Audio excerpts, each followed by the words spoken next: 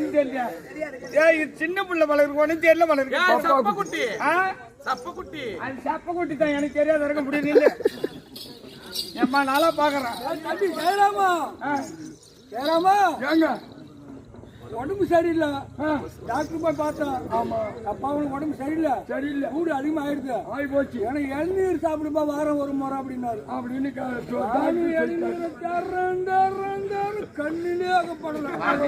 சேலம் வரல வண்டியிலும் வராங்க, சைக்கிள்லயும் எடுத்துட்டு வராங்க, லாரிலையும் வருது, டாட்டா இதுலயும் எடுத்துட்டு வராங்க. அந்த எவனுமே கண்ணுல ஆப்பிடல. இன்னும் கட்டடத்துல ஆப்பிடல. யாரும் தோல்ல மாட்டிக்கிறாங்க.